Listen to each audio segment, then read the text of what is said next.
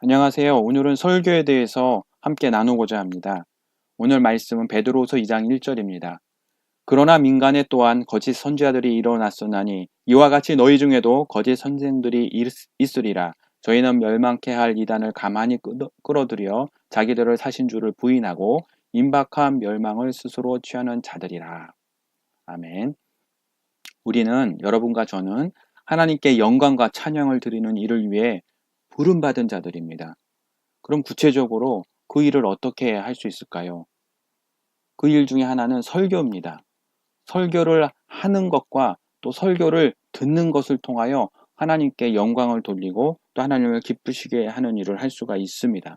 근데 이 설교라는 것을 한다고 할 때 사람들은 두 가지 반응을 보이는 경우가 있습니다.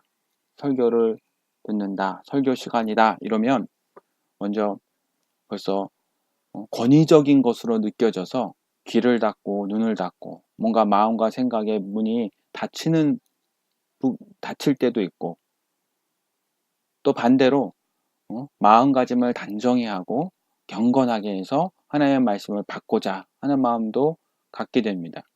근데 이 모든 것들이 자연스러운 일은 아닙니다.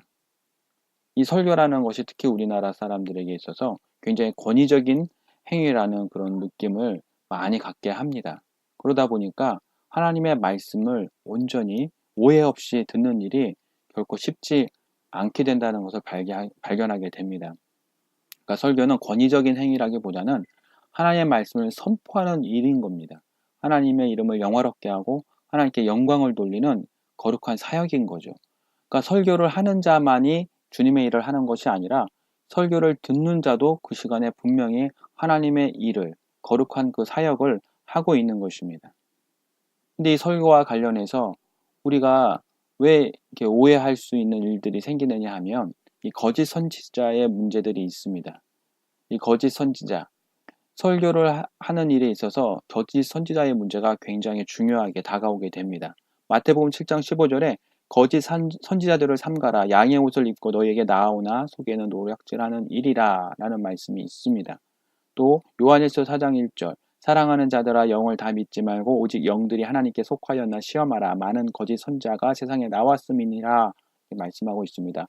구약의 뒷부분 일부분과 이 거짓 선지자가 나오고요. 신약 전체적으로 사복음서 서신서를 통하여 이 거짓 선지자라는 이 말이 많이 나옵니다. 근데 거짓 선지자가 과연 누구냐? 거짓 선지자의 정의에 대해서 우리는 명확하게 좀 다룰 필요가 있습니다.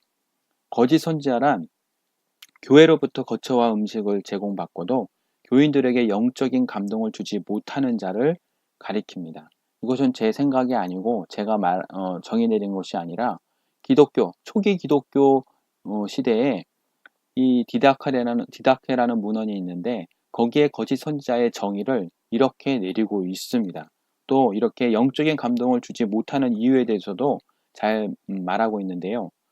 신행일치의 삶을 살지 못했기 때문에 영적인 감동을 주지 못한다고 말하고 있습니다. 즉 믿음과 행함을 일치시키지 못했기 때문에 성도들의 그 믿음을 더 있게 하지 못하고 실망을 가져다 주고 또 상처를 주고 그 믿음의 상함을 줘서 그 영혼의 상함을 주어서 하나님부터 멀어지게 만드는 일을 한 것입니다. 이게 바로 거짓 선지자인 것입니다. 설교에 대해서 우리가 좀 더 그 설교가 무엇인가에 대해서 좀 정확하게 좀 알아야 되는 이유가 여기에 있습니다. 거짓 선지자라는 것은 머리에 뿔 달리고 뭔가 이상한 거짓말하는 자들이 아니라 하나님의 말씀, 그럴듯한 하나님의 말씀을 합니다.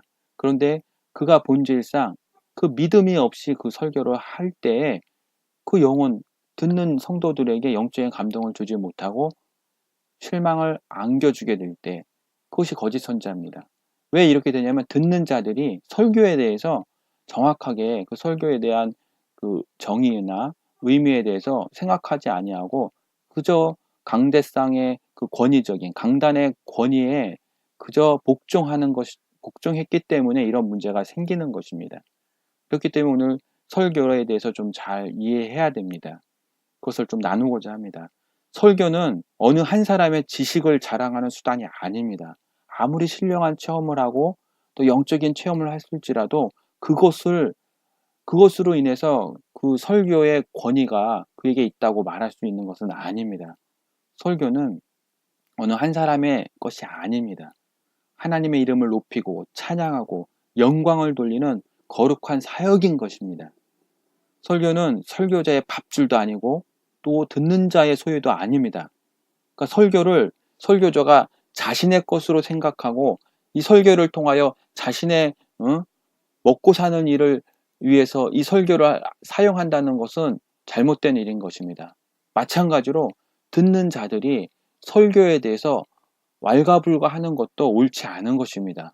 설교는 듣는 자의 것도 아닌 것입니다. 설교는 하나님의 것입니다. 누구도 설교를 독점할 수 없는 겁니다. 이것은 분명히 우리가 정말 분명히 말해야 될 일입니다. 세계 모든 사람이 하나님의 말씀을 선포하는 일을 하나님이 기뻐하실까요? 분명히 기뻐하십니다. 그런데 모두가 다 말할 수가 있겠습니까? 그렇지 않죠. 하나님께서는 그래서 설교자를 세우십니다. 하지만 그러면 설교 듣는 자는 그럼 어떻게 설교하느냐? 이런 의문이 생길 것입니다. 설교를 듣는 자는 설교를 하는 자와 함께 그 거룩한 사역 가운데 함께 할 때에 설교하는 일을 하는 것입니다. 설교는 모든 사람이 할 수 있는 또 모든 사람이 해야 하는 거룩한 사역이기 때문입니다. 우리는 아멘으로 하나님의 말씀 선포에 함께 할 수 있습니다. 설교는 그 어떤 사람의 말에 동의하는 것이 아닙니다. 설교자가 설교한다고 해서 그 설교가 설교자의 것이 아닌 겁니다. 하나님이 그 시간에 설교하는 자와 설교 듣는 자에게 주시는 은혜요, 주시는 하나님의 사랑인 것입니다. 그 안에서 우리는 함께 연합하여 그 거룩한 사역에 함께 하는 것입니다. 혼자서 막 얘기한다고 해서 그것이 무슨 의미가 있겠습니까? 저도 이렇게 동영상을 통하여 말씀을 선포하고 이것을 유튜브라든가 블로그를 통해서 많은 사람과 나누고자 하는 것은 내가 알고 있는 것을 자랑하려함이 아니라 이것을 통하여 함께 하나님께 영광 돌리는 일에 정말 기여하고 싶은 마음이 있는 것이고 또 나누고자 하는 마음이 있기 때문인 것입니다. 이걸 통하여 하나님이 기뻐하시는 일들을 함께 나누고 만들어가기를 원하는 것입니다. 하나님은 사랑하는 모든 사람이 하나님의 말씀을 선포하는 일을 하는 것을 즐거워하십니다. 듣는 것.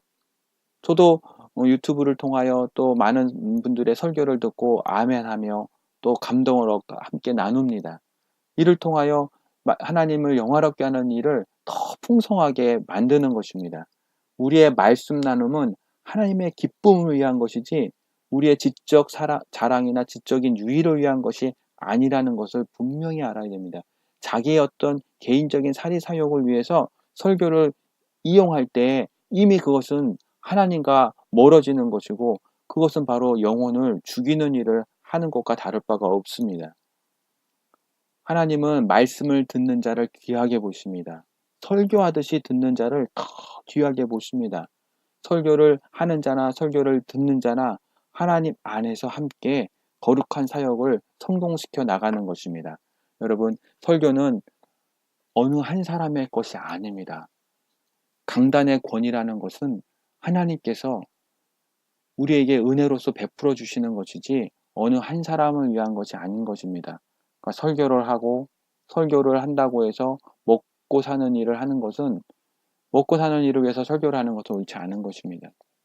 하나님의 말씀을 나누는 일에 함께하고 그것을 통하여 서로가 전하는 자나 듣는 자나 함께 그 영혼이 감동함으로 하나님의 사랑을 고백하고 하나님에게 영광을 돌리고 하나님의 은혜를 더 풍성하게 하는 일을 할 때 하나님이 기뻐하시고 하나님이 즐거워하시고 그 한 안에 우리가 서로가 함께 기뻐하는 것입니다.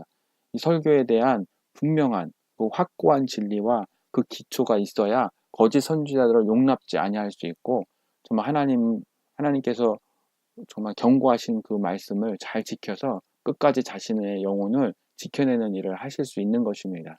감사합니다. 함께 기도할 텐데요. 제가 짧게 기도하겠습니다. 하나님 아버지, 믿지 아니하는 것을 전하는 자들이 한 자도 없도록 도와주시옵소서. 정말 믿는 것을 선포하고 나누는 일에 함께함으로써 더욱더 하나님을 영화롭게 하고 하나님이 기쁘시게 하는 일들을 성공시키는 우리가 될 수 있도록 도와주시옵소서. 감사하며 예수의 이름으로 기도합니다. 아멘. 감사합니다.